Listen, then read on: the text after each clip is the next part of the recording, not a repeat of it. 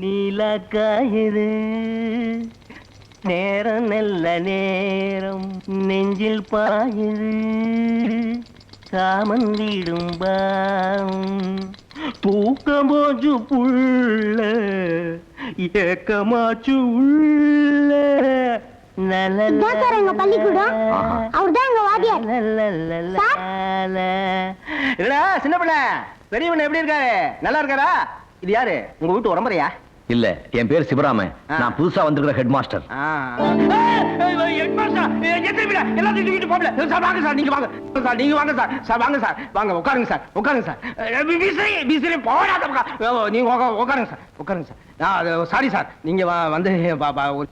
என்ன இதெல்லாம்? இதெல்லாம் காய்கறிங்க. இதெல்லாம் எடுத்துட்டு போறதான இவளை கட்டிட்டு நான் படுற அவஸ்தை இருக்குல்ல, கொஞ்சம் லட்சம் இல்லையா? இது குழந்தையோட பால் டீ. ஆமா, எங்க பாய்ஸ் எல்லாம் இருக்காங்களே? டேய் பசங்களா வாங்கடா, ஹெட் மாஸ்டர் வந்திருக்காரு. இவ்வளவுதான் பசங்களா?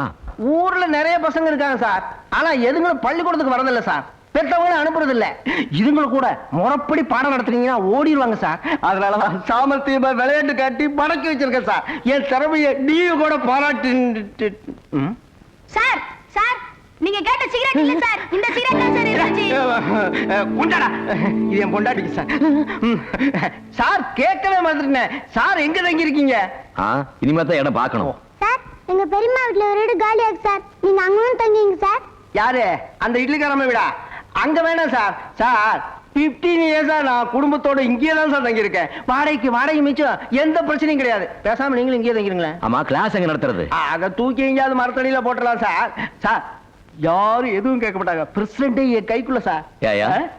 நீ ஒரு பாத்தியார், இதை சொல்ல உனக்கு வெக்கமா இல்ல? கவர்மெண்ட் பள்ளிக்கூடம் கட்டி கொடுத்துருக்கிறது நீயும் நான் குடித்து நடத்துறதுக்கு இல்ல, குழந்தைங்க பாடம் படிக்கிறதுக்கு. ஒரே ஒரு நாள் டைம் தர்றேன், அதுக்குள்ள இதெல்லாம் கிளியர் பண்ணல மேலத்துக்கு ரிப்போர்ட் பண்ணி சீட்டை கழிச்சுவேன். ஜாக்கிரதை. என்ன தம்பி, வீடு எப்படி இருக்கு? எனக்கு ரொம்ப பிடிச்சிருக்குங்க. இது பாருங்க தம்பி, எனக்கு ஒரு வயசு பொண்ணு இருக்கிறதுனால இது வரைக்கும் நான் யாருக்கும் வீட்டை வாடகைக்கு கொடுத்ததே இல்ல. உங்களை பார்த்தா நல்ல பிள்ளை மாதிரி தெரியுது, அதுலயும் வாத்தியார்னு வேற சொல்றீங்க. அதனால முதல்ல உங்களுக்கு தான் வீட்டை வாடகைக்கு கொடுக்குறேன். இன்னொன்னு ஞாபகம் வச்சுக்கணும், ஊர்ல எந்த வம்பு தும்புக்கும் போக கூடாது. நேரத்தோட வீட்டுக்கு வந்துடணும். செவுத்துல ஆணிகணி அடிக்காம வீட்டை சுத்தபத்தமா வச்சுக்கிறீங்க. என் மனசுக்கு மட்டும் பிடிக்கலன்னு தோணுச்சு, அடுத்த நிமிஷமே தெருவுக்கு வந்துடும் சாமான் சட்டெல்லாம். யாரா இருந்தாலும் தயவு தாட்சணி பார்க்க மாட்டேன். என்னப்பா இப்படி மிரட்டுறாங்க? எங்க பெரியம்மா அப்படிதான் சார் பேசுவாங்க, ஆனா ரொம்ப நல்லவங்க. நீங்க எதுக்கு பயப்படுறீங்க? நான் இருக்கேன்ல, வாங்க போலாம்.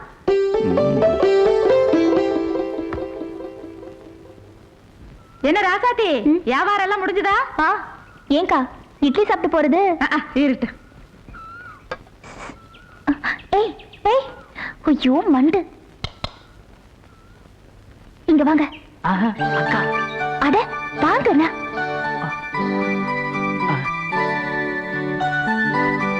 யோ, சுத்த பயந்தாங்குழியா இருக்கே, இட்லி சாப்பிட்டு போறது? அது வந்து ஐயோ எங்க அக்கா, அப்புறம் வந்து பேசிக்கலாம், வரேன். யோ, ஐயோ இதுக்கெல்லாம் எப்பதான் தைரியம் வரப்போகுதோ.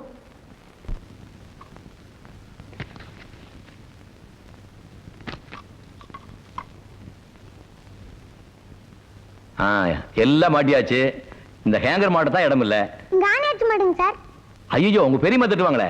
எங்க பெரியம்மா தானே, நான் பாத்துக்கிறேன். அப்படியே சொல்ற?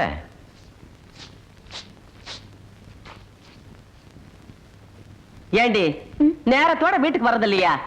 சீக்கிரம் வித்தா தானே வரதுக்கு. போய் கைய கால கழுவிக்கிட்டு சாப்பிடறதுக்கு வா. பதிலுக்கு பதில் பேச கத்துக்கிட்டு இருக்க.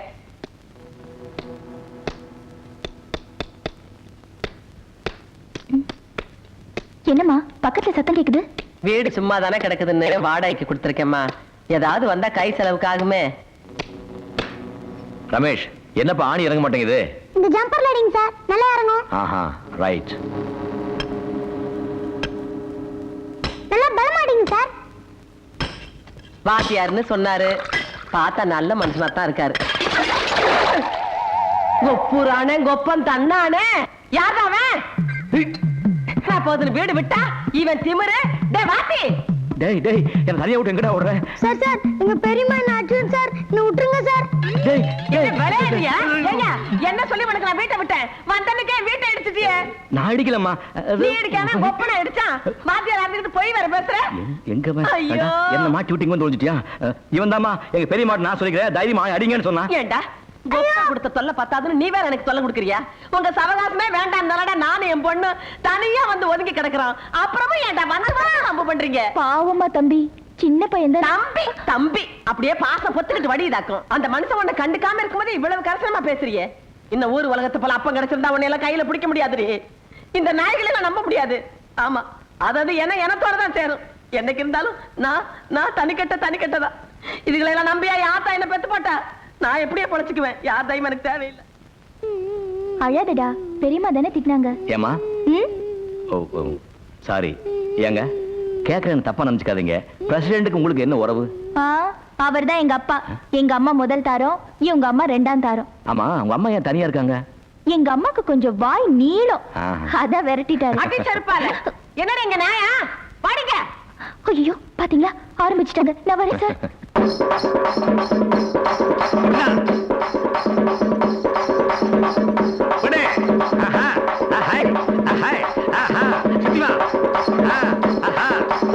அப்படியே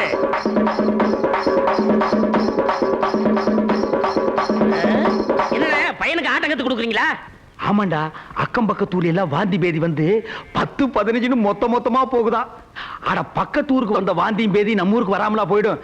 எப்படி ஒரு 40-50 மண்டை போடும்னு நினைக்கிறேன். போடும் நம்ம ஊருக்காரங்க கொஞ்சம் நெஞ்சு பாவமா பண்ணிருக்காங்க.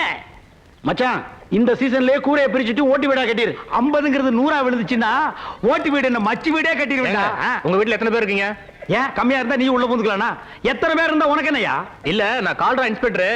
பக்கத்தூர்ல கால்ரா வந்து நிறைய பேர் செத்து போயிட்டாங்க. அந்த விஷயம் உனக்கு தெரிஞ்சு போச்சா?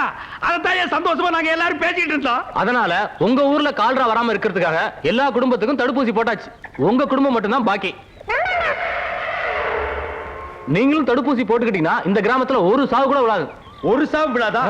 மகனே, முத சாவே நீதான்.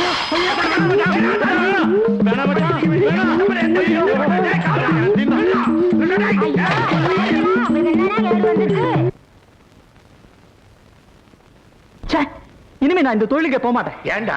வீடு விட பிச்சை எடுக்கிறது ஒரு தொழிலா? அதை விட பட்டிங்கிறது சாகலாம். எதுடா பிச்சை எடுக்கிற தொழில்? எதுடா பிச்சை எடுக்கிற தொழில்? என்னது? என்ன வார்த்தை பேசுறான் பார் தொடல. இது பிச்சை எடுக்கிற தொழிலா? இத வச்சுதான் இவன் பரம்பரையா வாழ்ந்ததுங்கிறத மறந்துட்டு போயிடலாம். அது அவன் மேல தப்பு இல்லைன்னா கஷ்டப்பட்டு 4 எடுத்து படிக்க வச்ச பாரு. அதான் அண்ணே, உன் பிள்ளையாவது வேலைக்கு போக மாட்டேன்னு சொல்லுது. என்னது ஒண்ணு இருக்க?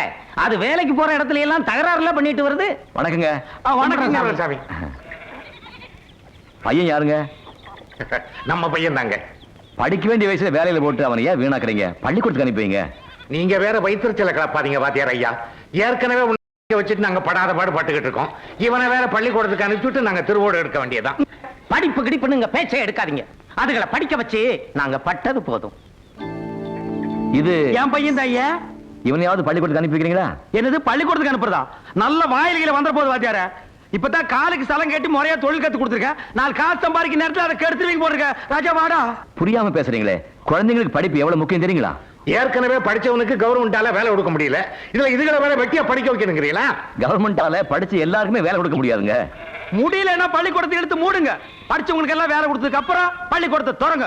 இது கூட தெரியாம நீங்க எல்லாம் எதுக்கு கவர்மெண்ட்ல வாத்தியாரா இருக்கிறீங்க? படிப்புங்கிறது வேலைக்காக மட்டும் இல்லைங்க, அறிவை வளர்த்துக்கிறதுக்காக. அறிவை வளர்த்துட்டு என் பையனை மோளடிக்க சொல்றீங்களா? அதுக்கு இப்பவே அடிச்சு போட்டு அடா ராஜா அடி அடிடா அடா அடிமா அடி. அப்பா தொழில தான் புள்ள செய்யணுங்கிற கட்டாயம் இல்லைங்க. யாரும் யாராவும் ஆகலாம். ஏன் நாளைக்கு உங்க பிள்ளைய கூட கலெக்டர் ஆகலாம். எது இதெல்லாம் கலெக்டர் ஆகிறதா? நடக்க கூடியது சொல்லுங்க வாத்தியார் ஐயா. ஏன் நடக்காது? எங்க அப்பா கூட ஒரு கூலிக்காரர் தான். தன் புள்ள கூலி வேலை தான் பார்க்கணும்னு அவர் நினைச்சிருந்தா இன்னைக்கு 4 பேர் மதிக்கிற மாதிரி நான் ஒரு கௌரவமான வாத்தியாரா வந்திருக்க முடியுமா? யோசிச்சு பாருங்க.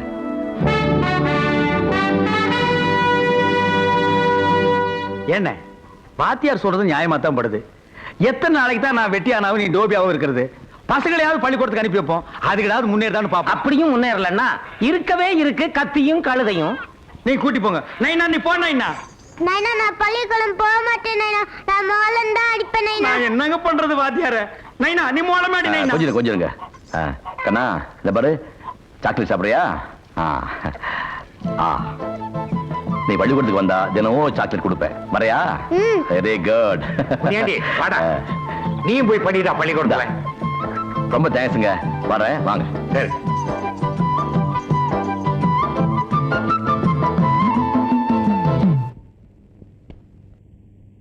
டேய் கருவட்ட, வாத்தியார் வந்து எல்லாரையும் பள்ளிக்கூடத்துக்கு புடிச்சிட்டு போறாடா. அப்படியா? வாங்கடா எங்கயாவது போய் ஓடி ஒளிஞ்சுக்கலாம். வாடா, சீக்கிரம் வாடா. வாடா சீக்கிரம். டேய் இங்க வா. டேய் நீ அங்க போய் வா. டேய் இங்க வா. டேய் வீரே போறா. அவன வாத்தியார் அடிச்சாரேன்னு போய் கேக்கலாம். வாடா. வா. வீரையா இல்லடா. நேத்து நீ பள்ளிக்கூடம் போனியே, உன்னை வாத்தியார் அடிச்சாரா? இல்லடா, நல்ல வாத்தியார்டா. எனக்கு முன்னாடிக்கெல்லாம் மிட்டாய் தந்தாடா. நெசமாவா? ஆமாப்பா, நீ பள்ளிக்கூடத்துக்கு வந்தா உனக்கும் சாக்லேட் கொடுப்பேன். என்ன அடிக்க மாட்டீங்களே? நிச்சயமா அடிக்க மாட்டேன். இவனையா பள்ளிக்கூடத்துக்கு கூப்பிடுறீங்க? இவன் நம்மளையும் சேர்த்து பண்ணி மேய்க்க சொல்லுவானுங்களே. பண்ணி எல்லாம் அவங்க அப்பா மேய்ச்சுக்குவாரு. அவங்க படிக்கட்டும். பள்ளிக்கூடத்துக்கு வரையா? சார். இந்த சாக்லேட்.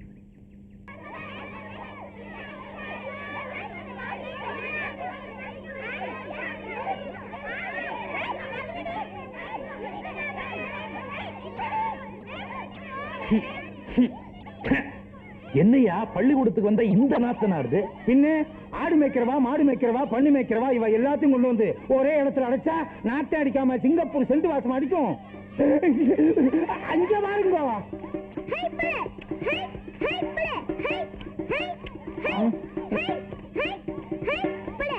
என்னையா அது? என் பையன் சாவு குத்தலாம் ஆடுறான். யார் அவன் கத்து கொடுக்குறவன்? வெட்டியான் பையன் தான். வெட்டியான் பையனா? ஐயோ, என் பையனுக்கு வெட்டியான் பையன் கத்து கொடுக்கறதா? என்ன அக்கிரமையா அது?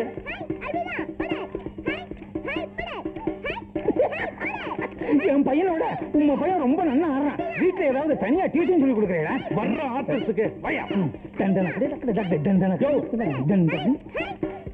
டேய் டேய் ஏண்டா வெட்டியாமையும் கூட சேர்ந்து கூத்த ஆடுற? அதுக்கு என்ன பிரயோஜனம்? நிறுத்துங்க. இவாளெல்லாம் ஒன்னா உட்கார வச்சா வாத்தியான் அவனை கேட்கணும். எங்க இருக்கிறான் அந்த வாத்தியான்? அபிஷ்டு பக்கத்திலே வராத. இனிமே நீ ஆத்துக்கே வரக்கூடாது.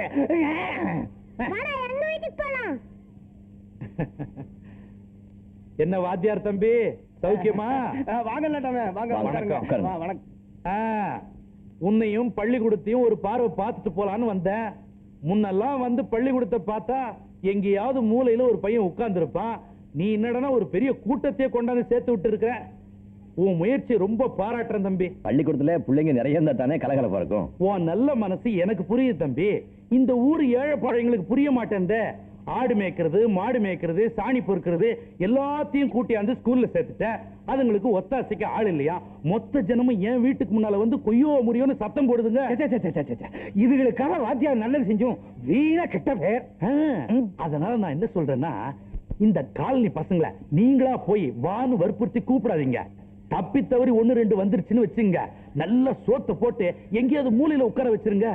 ஏன்னா அதுங்களோட சேர்ந்து நம்ம பசங்களும் கெட்டுக்கூடாது பாருங்க. அதான் சார், இது கவர்மெண்ட் பள்ளிக்கூடம். இங்க எல்லா ஜாதியும் ஒண்ணுதான். நாயுடு பையன், ரெட்டியார் பையன், ஐயர் பையன், வெட்டியாம் பையன் தனித்தனியா ஜாதி வச்சு உட்கார வைக்க முடியாது. அப்படி செஞ்சா அது சட்டப்படி குற்றம். என்னப்பா பெரிய சட்டம்? யாரோ 4 பேர் ஏசி ரூம்ல உட்கார்ந்துகிட்டு சட்டத்தை போட்டுறாங்க. இங்க நாங்க எல்லாம் கடந்த அவஸ்தைப்படுறோம். இங்க இருக்கிற பிரச்சனை அவங்களுக்கு எங்க தெரியுது? தம்பி, கிராமம்னா 1000 மேடு பள்ளி இருக்கத்தான் செய்யும். அதை நாங்க தான் எதமா பதமா சரி கட்டிட்டு போறோம். அப்பதான் இந்த கிராமம் ஒரு கட்டுப்பாட்டுக்குள்ள இருக்கும். நீங்க ஏதோ நல்லது செய்யறதா நினைச்சுக்கிட்டு உள்ளதையும் கெடுத்துறாதீங்க. ஏயா, அவர் தான் இந்த ஊருக்கு புதுசு. நீர் இந்த ஊர்ல 15 வருஷமா வாத்தியார் வேலை பாக்குறீர். நீயாவது அவருக்கு எடுத்து சொல்லிருக்க வேண்டாமோ? இதுதான் ஒரே ஊர்ல தொடர்ந்து ஒரு வாத்தியார வேலைக்கு வைக்க கூடாது. தம்பி படிச்ச புள்ள, அதுக்கு அதிகமா விலைக்கு சொல்ல தேவையில்ல. எல்லாம் புரிஞ்சிருக்கும். நான் வரேன் தம்பி. நமஸ்காரம். நான் அப்பவே சொன்னேன், அவங்க கணக்கு வேற, நம்ம கணக்கு வேறேன்னு. கேட்டீங்களா? அந்த ஆளு தம்பி தானா புரிஞ்சுக்குவாருன்னு சொல்லிட்டு போறாரு. அதோட உள்ளர்த்தம் என்னன்னு தெரியுதுங்களா? அவங்க சொல்ற மாதிரி நாம நடந்துக்கலன்னா நாம இந்த ஊர்லயே இருக்க முடியாதுன்னு அர்த்தங்க. எதுக்கு வேணா பயப்படுறது? இந்த ஊர் கடைஞ்சலாவோ பிரசிடென்ட்க்கு எதிராவோ நம்ம எந்த காரியம் பண்ணல. நம்ம கடமை தான் நம்ம செஞ்சோம். அது அவங்களுக்கு தப்பா பட்டா அதுக்கு நாம பொறுப்பு இல்ல. நீங்க போய் உங்க வேலையை பாருங்க, மற்ற நான் பாத்துக்கிறேன்.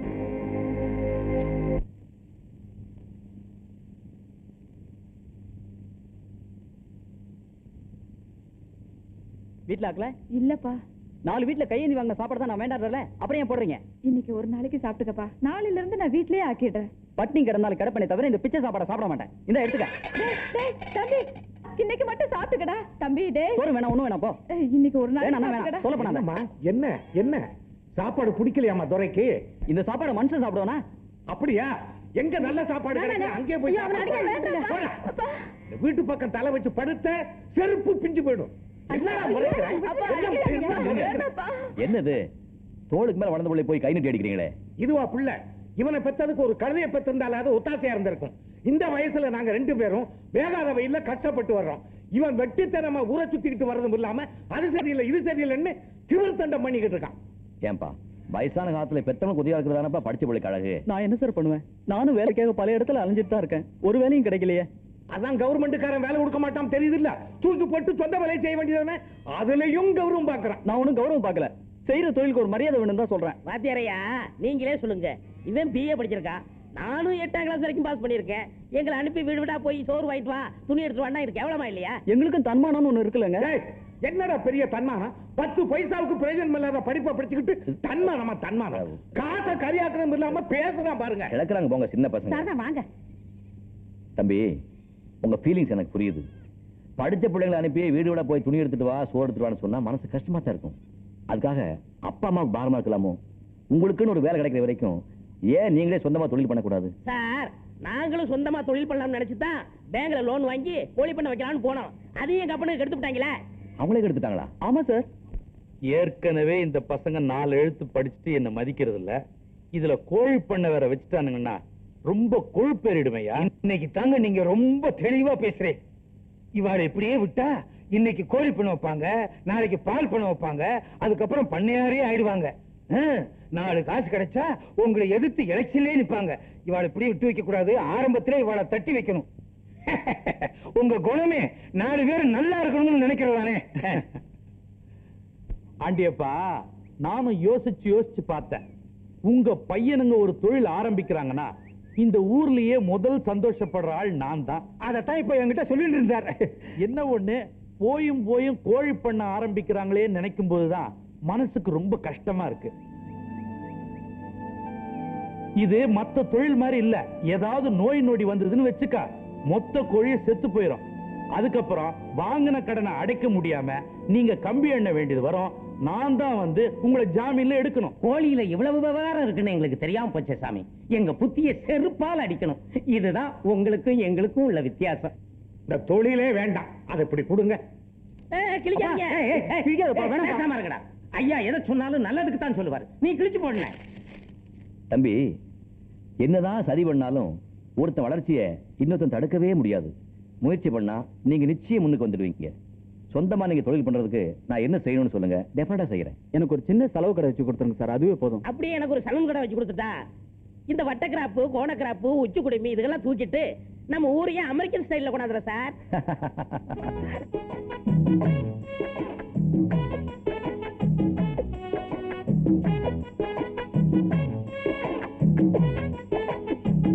வாங்க வாங்க வாங்க வாங்க. என்னடா கடையெல்லாம் போட்டீங்க?